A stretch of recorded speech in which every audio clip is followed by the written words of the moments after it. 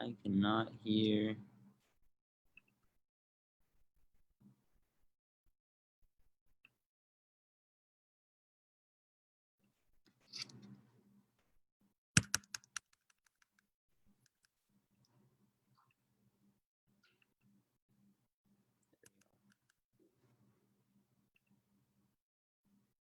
This is not.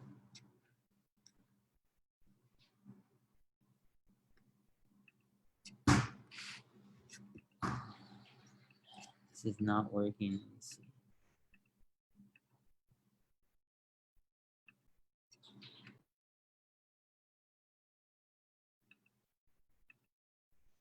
I cannot hear.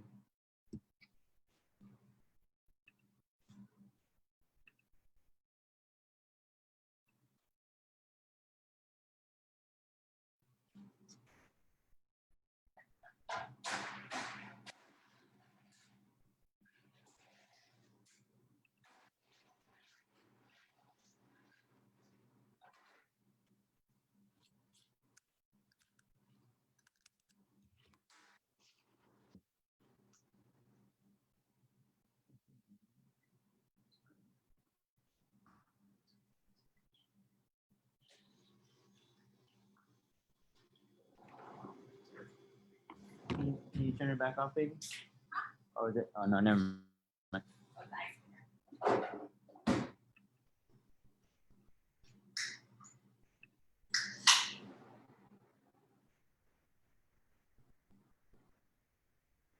The computer.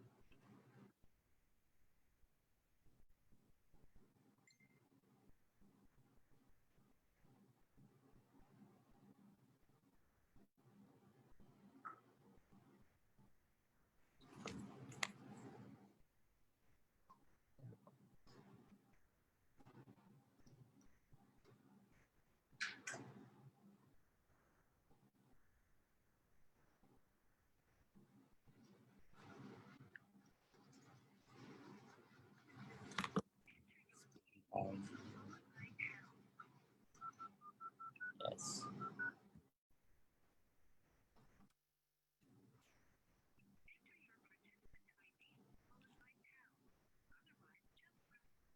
To continue. This is crazy.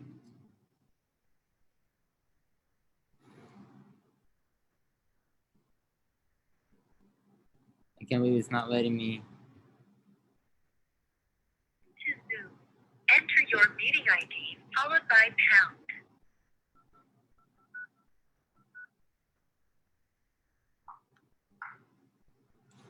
Enter your participant ID followed by pound. Otherwise, just press pound to continue. You are in the meeting now. There are 2 participants in the meeting. You have been added to the waiting room. You cannot talk or listen until the host admits you to the meeting.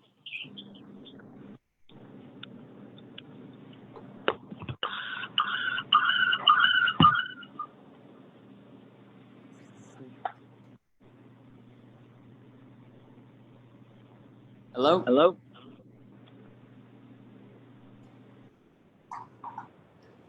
Hello? Hello? There we go. Oh, there we go. I'm having horrible connections right now. No worries, dude. How are things going? Things are going good. Awesome. Were you able to catch any of that intro? No, not at all, dude. Sorry about that. No worries, no worries, no worries. I think that we're having some technical challenges, guys, but we've got our sound up and running. We're running a little bit behind, but that's okay. As a reminder, this is Food Tribe's weekly restaurant bailout town hall. We have been meeting, well, we got our campaign started at the top of the year in March, considering, you know, just how jacked up the restaurant and hospitality space was in light of a pandemic, right? And so, you know, Food Tribe, just being the brand that we are, we wanted to figure out, you know, what are some deeper ways that we'd be able to help the restaurant industry, right? We've committed on a couple of things, you know, first of which we're diving into research and development that is our focus, is really, on researching exactly what's happening and figuring out some, understanding exactly what the data is telling us so that we can begin prototyping some potential solutions. So we've got this whole exciting campaign built around, bailing out the restaurant industry. And one of the things that we're doing is a weekly town hall where we bring in an expert to, talk about a topical event, something, that's relevant, a current event, and to, get some of their expertise on the space. So Eric is one of those guys. So thank you for being here, my brother. No, thank you. Give you some snaps. And on that note, why don't you do us a favor and just tell Food Tribe a little bit about you and what it is that you do, man. Talk to us. So my name is Erick Besseril. I'm out of the Coachella Valley, Indio, California. We are the city that hosts the Coachella Valley Music and Arts Festival. Yeah. If you're familiar with that. Of course. And what I do in particular is a couple different things, but one thing that I'm known for out here is the CB food trucks, which is it's a little thing we started about a year and a half ago, and it basically, what it does, it surrounds the vision around helping entrepreneurs start up their business and get going. We started out with the kind of focusing on the food trucks, and we quickly found out that people were interested in pop-ups, now ghost kitchens, virtual kitchens, and commissaries. So each one having its own particular issues. So yeah, it's just an ever-evolving thing that kind of surrounds around just creating the connections here in the Valley that'll help entrepreneurs get going. Yeah. You know what? And to give you guys some more background, I'm not sure how much, I think I was having some audio issues as well. So if you guys missed this introduction, one thing is I was actually introduced to Eric through a member of one of our Facebook communities, our Desert Cities Facebook communities, Victoria, who's got this really awesome group called the Chef's Wives Club. One thing that I can say is that the restaurant, the hospitality, the food space, regardless of where you're coming from, it's a small, tight-knit community. We're all family. I think that we all have this passion for food.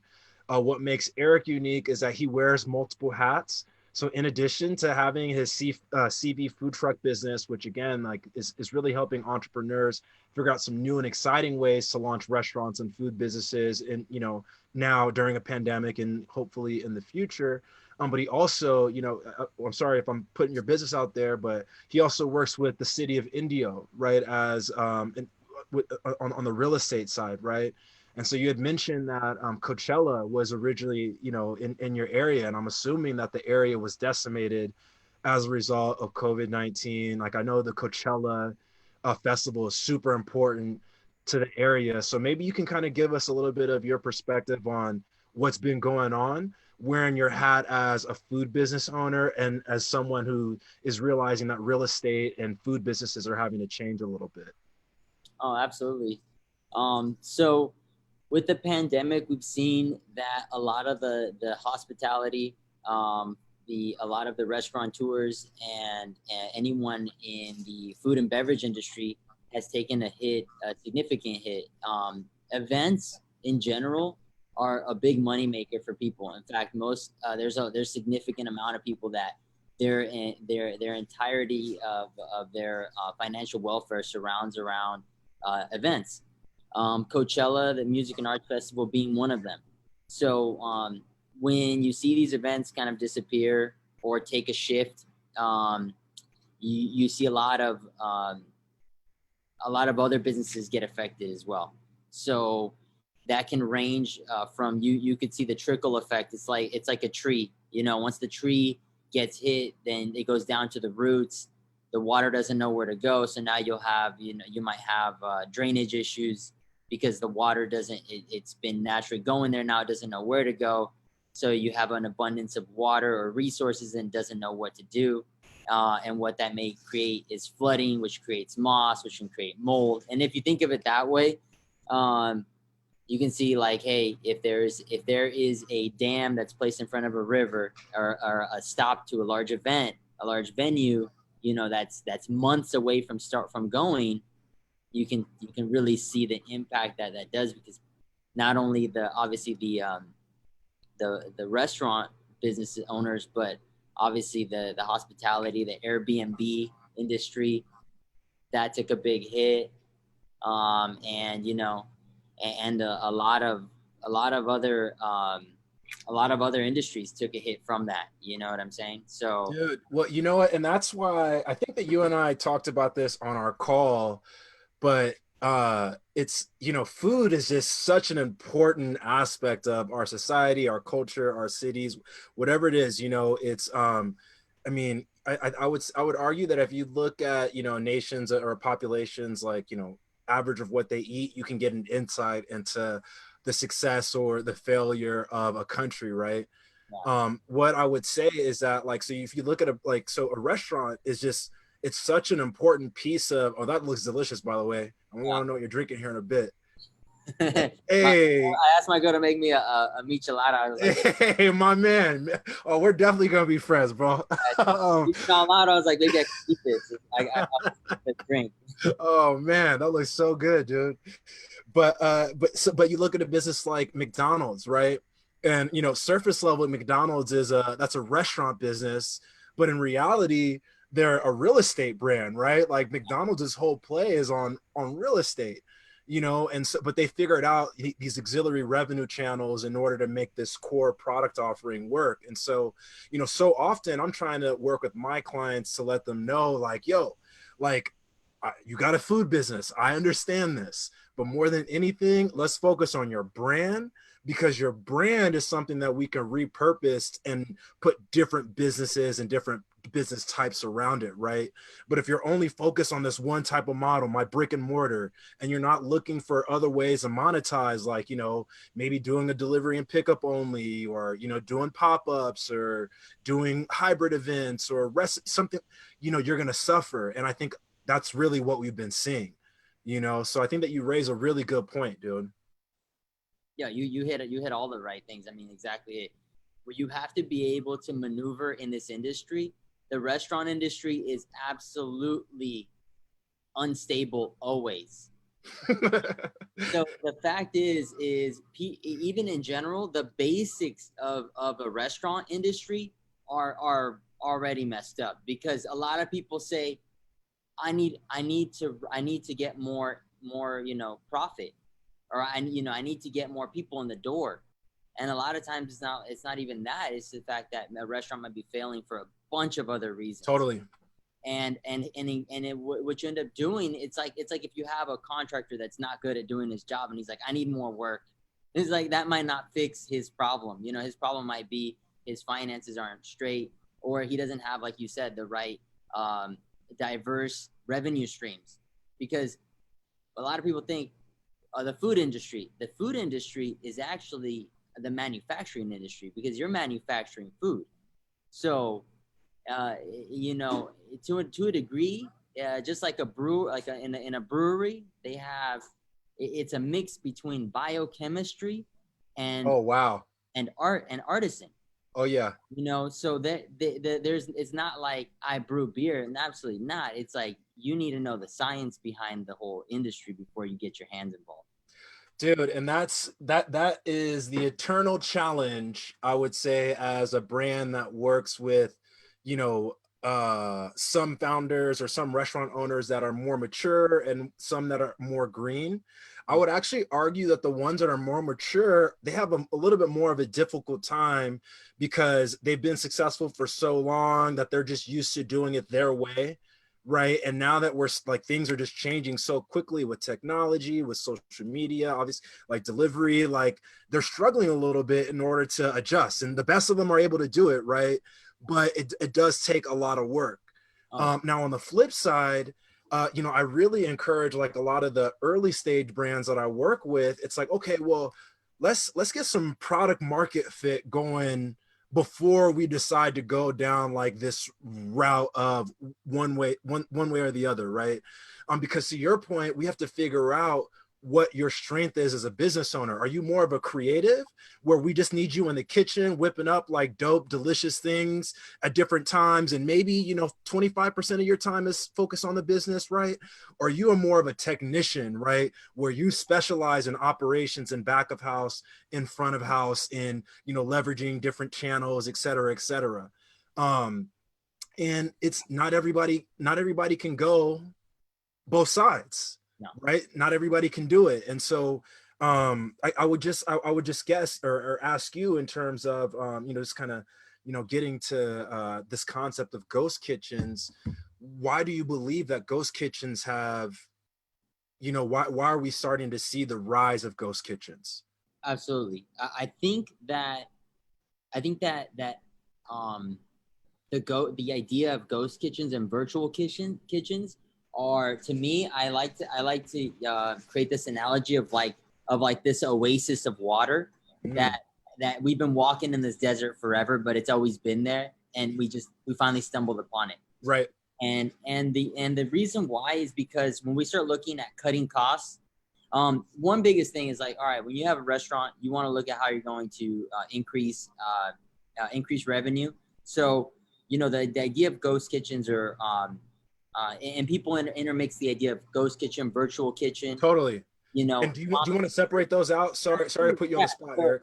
So to me, the idea, if you think of a ghost kitchen, so a ghost kitchen it can operate out of a discrete location that you may not know of exact whereabouts, but it exists, and what it can serve as is it can serve out of possibly a commissary or a shared space that might not necessarily have a particular name, or if it does, it wouldn't, that the branding isn't associated with that name.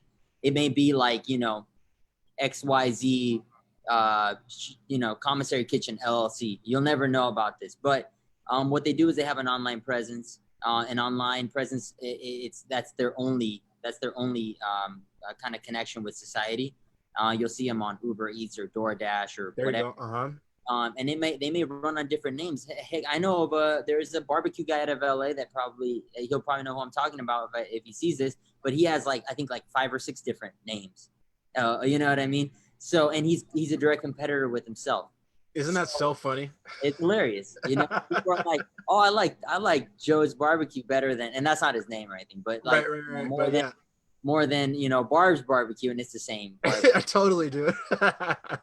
So, but the other idea is that, so a virtual kitchen actually has a location, and it can be an existing restaurant that now has more technology that helps create the connection from consumer to from the buyer to the actual creation of their food, and then the delivery itself. That can all be they can have a virtual aspect to it. We're seeing existing restaurants like McDonald's that have a kiosk. A kiosk is technically kind of a form of that. That's a very good point. In a sense, you know, it is kind of that. And what it does is basically, have you ever seen those little buzzers? I think they really started with those buzzers that you get, like if you go to the Habit, they'll give you a buzzer. You walk around, and then they'll let you know when your food's ready. That's what I think is the difference of those two. Yeah, absolutely, dude. And that's a great point. I've got a video I'm gonna want us to watch here in a second. But what I would, you know, just kind of add to the ghost kitchen part, and you've already explained what it is, but, you know, I'll just add that to give more context. So the former CEO of Uber, Travis Kalanick, I believe his last name is, but what his business model is, he launched this whole brand called, I think it's Cloud Kitchens, and what they do is they go into, you know, large urban areas, like maybe, you know, somewhere in Arizona or Los Angeles or New York, urban centers, and they purchase a large commercial kitchen space or facility, right? And essentially what you see, you know, based on Erick's definition is you might see a first-time business owner, or, you know, a culinary arts graduate, or even maybe somebody whose business was closed, right? And they don't really have the capital to, you know, get their own brick and mortar going, but they know about food, and you put them in the kitchen and they know what to do. Well, what those brands are doing, they're providing the online presence, the technology, oftentimes the audience and the online website traffic. Maybe it's an app or a website, to then start sending those creators orders, right?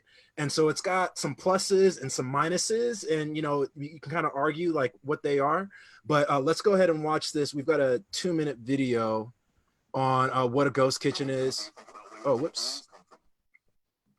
And then we've got a couple more questions for Erick. Okay, so I'm gonna go ahead and mute myself, and I'll start sharing my screen. Okay.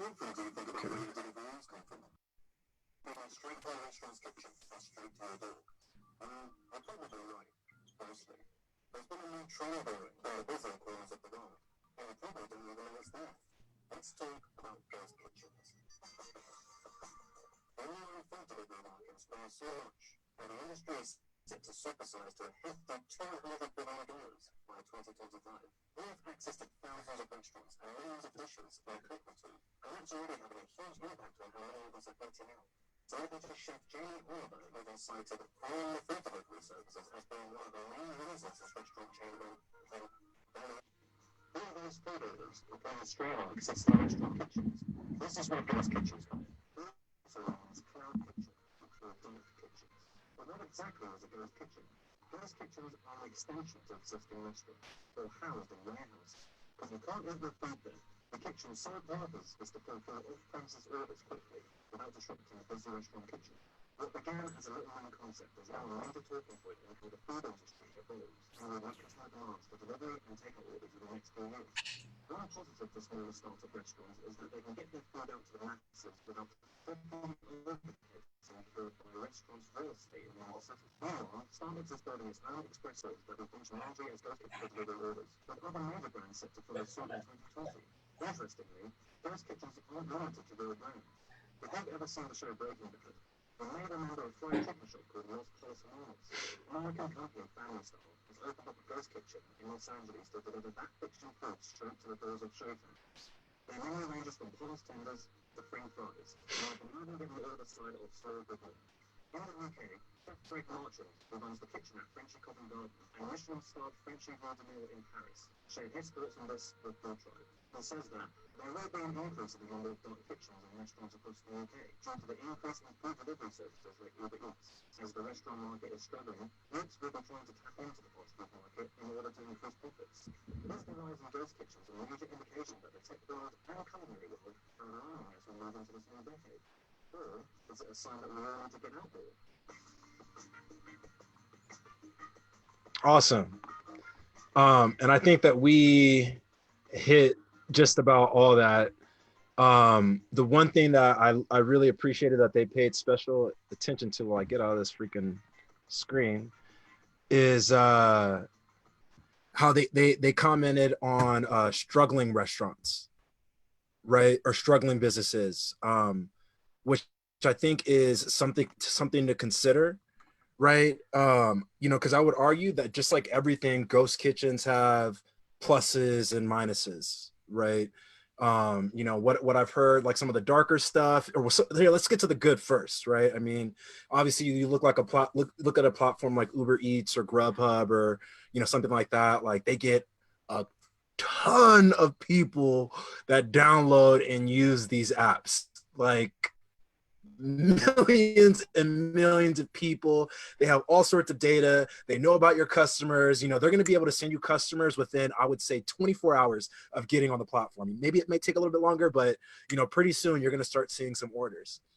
Now, on the more, you know, on the kind of darker side, you know, what we're seeing is, you know, some of these platforms charge up to, you know, 30% of, you know, the revenue that you generate, you know, on it that's how much their fees are.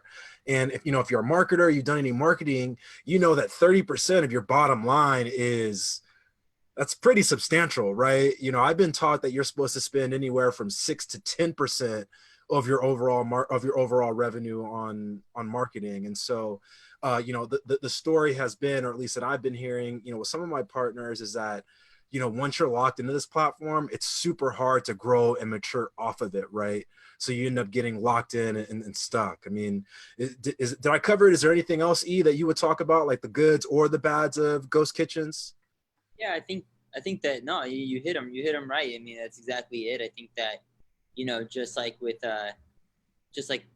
want to start your own taxi business, you know, if you get hooked up with Uber or Lyft, what are the repercussions of that? And sometimes, you know, a lot of it has to do with comfort, how comfortable we get with those platforms and how much we rely on them Totally. as far as the basis. But yeah, you're absolutely right. I mean, there's good with the bad for sure.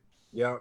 And that's why, again, so like what I loved about what CV Food Trucks does is, like, if you guys go over to his website, and let's shout him out right now. You know, again, like Erick is doing some really, really incredible stuff. One thing that I love is, like, outside of just like adding value in the form of like being able to help you guys, or help like businesses get up and running, you know, like with their initial food businesses, you know, whether they're looking to get, you know, a food truck, or if they're looking to, you know, lease land, or, you know, whatever it is, excuse me. You guys offer digital education, which I'm a big advocate of. Like, you go to the website, and shout out your website real quick, Erick, for the Food Tribe audience. Yeah. The website that we're pushing right now is indiofoodpark.com. indiofoodpark.com. And man, my internet is being really weird right now. But you know what I can say, can you, while I'm pulling up your website, can you talk to us a little bit about your guys' reason for offering, like, because I mean, it's one thing to say, hey, like, you know, we're gonna help you open your food business for you, and it's another thing to say, hey, if you don't want to work with us, we're gonna give you, or we have resources that are gonna let you do it yourself. So talk to us a little bit about your motivation behind doing that. Yeah, for sure. You know, so just to kind of give a little brief of what you've already talked about. So our personal statement is, you know, we're a liaison between the government and private entities, and we help create transparency and promote education and economic growth for entrepreneurs. So, you know, we have a location now that we're starting now, and the idea is that the Indio Food Park creates an environment that helps promote entrepreneurship and inspires unity between the government agencies and business owners. So I think that how much I stress the importance of being in a good relationship with the cities that you work in.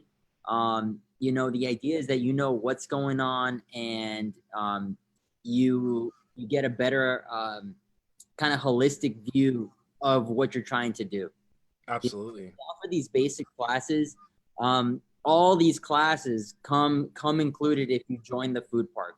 So the idea is that you see the value of being part of a hub that helps promote each other. So you know, the more people that join, the less stress or the less burden it becomes on one individual owner, because it's like it's just the same concept as if you were to get, you know, your uncles or your aunts to live with you, and then they're helping you pay the electric bill. You know, the more people Totally. the lower that cost gets.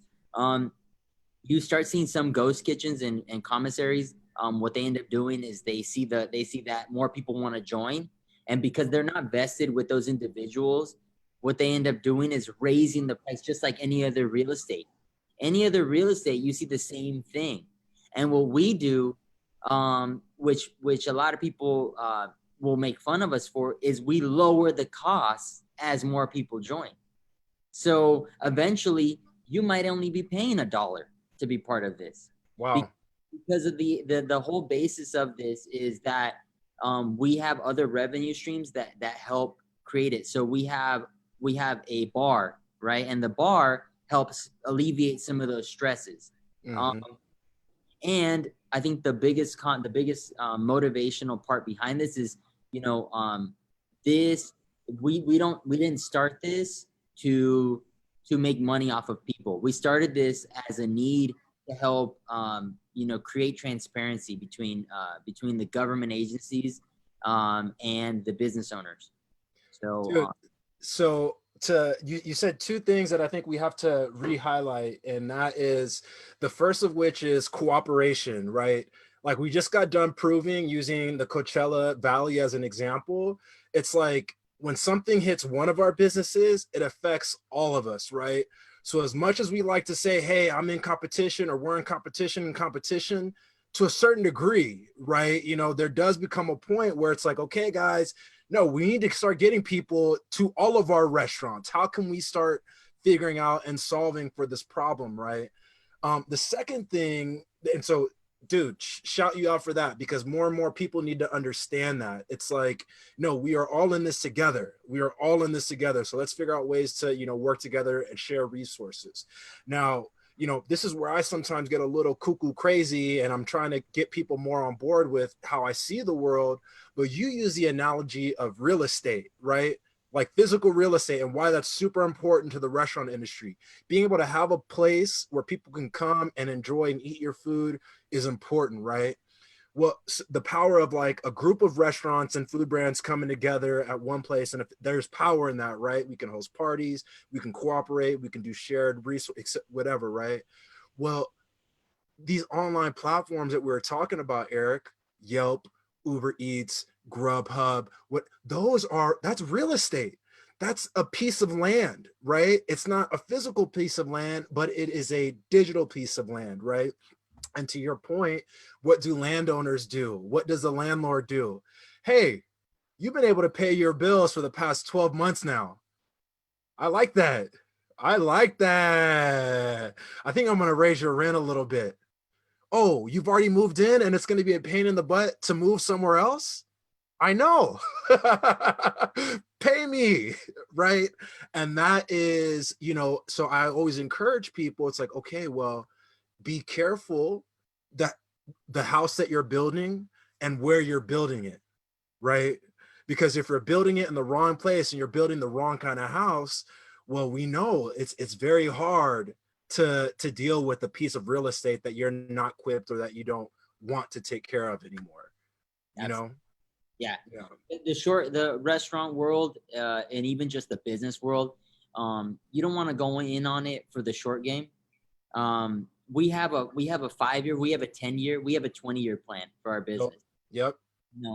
And it's all positive. At the end, even within the first 5 years, it's self-sustaining.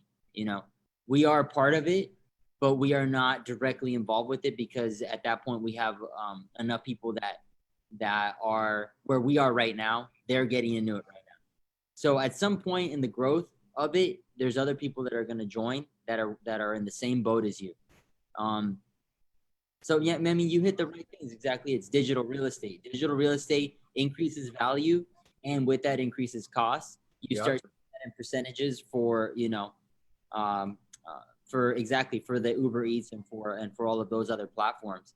What we're working on right now, even for this location, is creative ways of doing the digital sales or the online sales that are not necessarily using a lot of those platforms.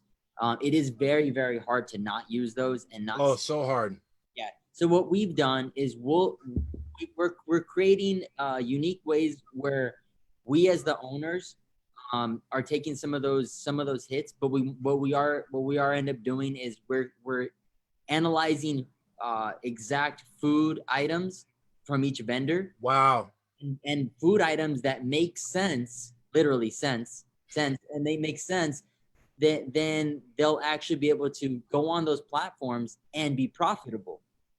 So maybe not every item you sell is good, or maybe the way that you're selling those items, it maybe the combo mentality isn't working. Maybe people just want a la carte. Maybe the a la carte, there's a big reason why you see people going from the Subway model. When Subway launched, you see that platform, and the DIY. People love DIY. Like there's a really funny skit that I saw about IKEA, about how You know what I mean? Put everything in a box and use one Allen wrench. Yeah, no, dude. I mean, the idea is that you end up creating a model that works. And if that food item in particular has a significant or a good profit margin, and it makes sense to you to manage that as a business owner, then we'll put it on the platform. Absolutely. And deal with that, and the other side too is there's a lot of abuelitas out there that make the best tamales in the world and could be the most profitable tamale you've ever seen, but if not marketed right, if not positioned right or put on the right platforms, no one will see. Right. Absolutely. And that's, and again, like I love what you're doing, man. And, this approach of, hey, we can do it for you, or we have the resources and the team around us to help you do it yourself. Right. That allows those people, who are more creative and who want to focus on the food to do that. Or if you want to become more technical, right, and understand that side of the business, well, you have the opportunity to work on those skills too. But the point is that you're not being stagnant and staying the same, right? And so, I want us to, shout you guys out a bit. So I'm gonna, we're still sharing the screen, so I want to play your video, and we got a couple more questions before we get you out of here. But again, I just really love what you're doing, man. So let's give you guys some shine. We're gonna watch this 4-minute video of the CB Food Park's first event.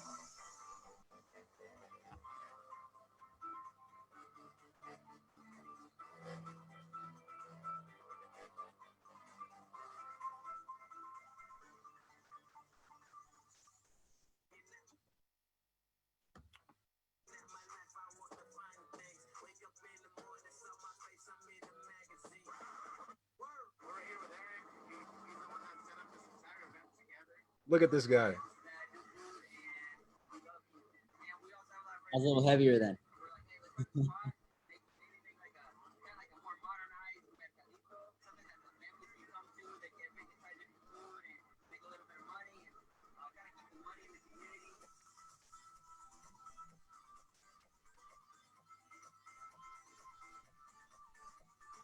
Oh, man.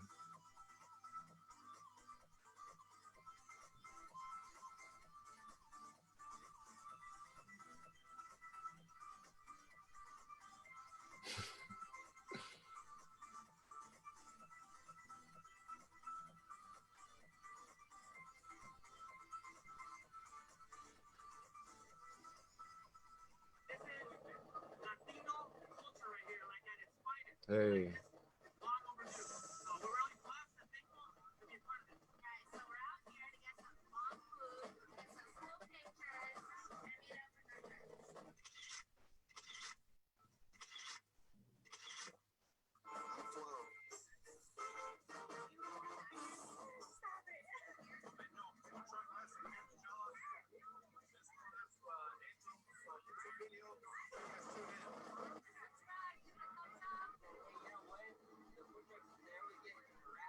Oh, man.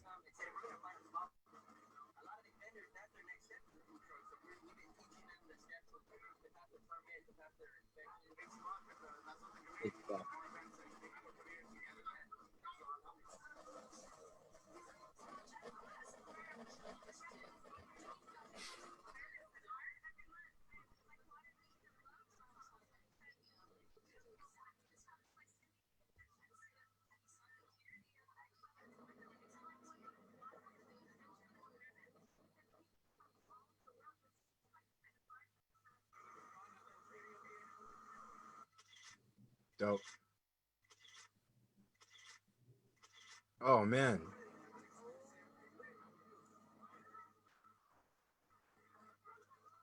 I want this guy's beard, man. Right, dude? He's actually, it's hilarious. He's got a YouTube studio in here now.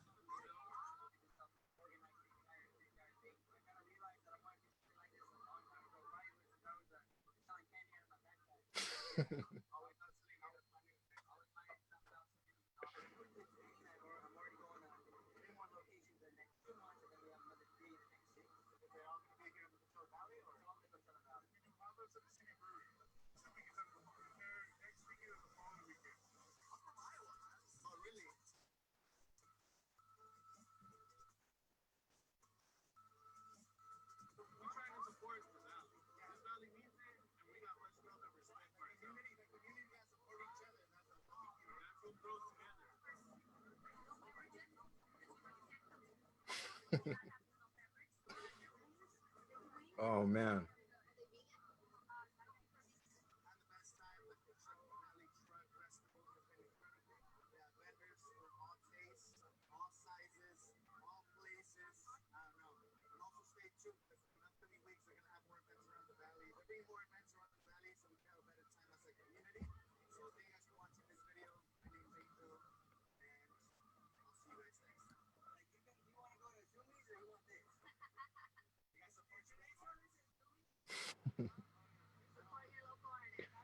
Hey man, you guys, you're man, you're solid, brother. I really, really, you're a man of the people. You do what you say you're gonna do. I really respect your hustle, man. I want to get you out of here pretty quick, Eric. But so we got a couple more questions, and some of these are gonna be a little bit easier. Actually, I'm gonna give you one more hard question before we get out of here. What's the future of food trucks? Future food trucks. Yeah. I think that the future of food trucks is going to be besides the self-sustaining, the actual infrastructure. You're going to see obviously more solar, more alternative energy that is going to be incorporated in the design and creation of these models. You might see propane being used. You might see natural gas being used. But besides the infrastructure part, what you're really going to see is a more fixed model. And I think in the sense that they're going to be more organized. I think that you're just going to see them more organization being tied to the distribution side of the food truck. I think that the idea of being rogue and going to a place where there's a tons of people being in one location, I think that that's dwindling away slowly. And I think that that they're starting to realize that, hey, I can't just go out there to the pond and throw and cast my fishing pole. I'm gonna actually have to analyze the waters a little bit better and then manage my time, because the like we talked about real estate, food trucks, even though it's a truck, it's real estate. Yeah. In people, the majority of the people that you see in a food truck rent the food truck. They don't own it. Wow. Don't, I didn't know that. Don't own the truck. And with that being said, when they see, hey, you've been paying your bills on time for the last 12 months, what's going to happen? Exactly. Yeah. Wow. Wow.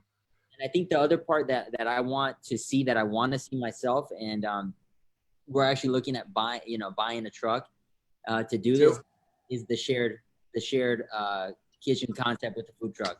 Dude, it's like, and that's, I'm like, I've been trying to tell people, it's like, come on, man, like, we can do like a 75-25, like you use a truck 75% of the time, and the other 25% have like a cart, right? And the cart hooks up and we go split effort or what, but it's, you have to start getting people to think outside of the box. And so that is going to be my next question for you is, if you had the magic pill, right, or the whatever, how would you bail out the restaurant industry? How do we fix it? I would say we start with educating the government, the local government, municipalities, and showing them the value of investing in these businesses, because these restaurateurs, these food trucks, these pop-ups, they are the ones that are creating the culture in cities. And the culture is creating popularity for other people such as yourself, other people that are influencers or famous musicians or artists or directors for movies. We are the ones, these people are the ones creating that culture that's the driving force behind making a city cool. Yep. And if you want to keep making your city look cool, then you need to invest in those cool people. And sometimes, that means that the burden shouldn't be all on them. There needs to be these shared spaces that help curate a unique environment that not only promotes entrepreneurship, but it promotes healthy lifestyles, and it promotes a unique, holistic vision on society as a whole. And the more we learn about everybody and how much we affect everybody, then we start making these right decisions that are going to change everything. But I think it all starts with how we communicate with municipalities and how we convince them to invest in a commissary food truck that's going to help, 25, 70, 75, 25, maybe the 25% goes to feeding some of the homeless. Totally. maybe we don't even need the money. We just want it to go back to the community, which they're already throwing money at, right? So Totally. then maybe we can help each other. Man, that's beautiful, man. And thank you for that insight. God, if you guys didn't hear that, again, he said in order to bail out the restaurant industry, we can't be siloed anymore. Restaurants have to work with government. Restaurants have to work with each other. Restaurants have to work with foodies. We have to work with our events, right? We can't just stay on our own lane anymore, right? The internet is beautiful because it connects all of us together. So let's take advantage of that. I know you got a michelada right now, but what's the last greatest thing that you had to eat, Eric? What was the last tastiest thing you had to eat? Bro, I'm not gonna lie. So my girl, we've been on this diet where we're eating less carbs, and my girl's been, she just is out of this world, amazing like chef. It's in the family, it's in her family, but she, like, I'm not gonna lie. So even it's funny because I was thinking like, man, I've eaten a lot of good stuff. Today she made these and this is the uniqueness of the innovation. She made fish tacos with jicama tortillas. Whoa. It's out of this world. Trader Joe's is, you can go next level with that kind of stuff. She went all out. So I'm not gonna lie. I'm gonna say that's probably the best thing I've eaten. Hey man, well you're a lucky man for being able to get that creativity, man. I'm about, man. I think it's a Trader Joe's like 2 hours away. I might have to hop in the whip. But Eric, man, this is a lot of fun, man. I hope you enjoyed the chat. Very, very, very insightful. Again, guys, if you want to connect with Eric, the first place you're going to go is indiofoodpark.com. But what are some other ways that, if they want to work with you, if they want to connect with you, what are some other ways that people can get in touch with you? So we have on our online presence, we have social media. So if you go on Instagram, we have CV Food Trucks, which is what we started. We just hit 10,000 followers. Hey, congrats. Thanks, man. And the biggest thing with that is we're super excited that the majority of the people following us are from the Coachella Valley. Awesome. Unbelievable. That is true impact. And we try to use it to the best that we can. We don't abuse it. We're not trying to sell you some expensive insurance. We're trying to tell you, like, hey, this is really, not that you don't need insurance, but we're really trying to promote the locals out here and what they're doing. So you can hit us on Instagram at CV Food Trucks, or at Indio Food Park on Instagram or Facebook. We have the same handles. So, or go to our website, which we want to see more traffic on that website. Yay! To shoot us, contact us, and we'll make sure to get back to you. Awesome. Well, guys, you heard it from the best. Eric of CV Food Trucks, Indio Food Park, City of Indio, the man, the legend himself. Thank you for being a part of our chat today, man. And I know me and you are going to work together, so I'll be in touch soon. Okay. Absolutely. I'm looking forward to it, and keep doing what you're doing. I keep reading more about what you guys are doing, and it's a beautiful thing. And I look forward to helping each other make a really cool future for the foodies out here. Awesome, my brother. I'll talk to you soon. Thank you, Eric, for the kind words, man. We'll talk to you soon. Bye. Later, guys.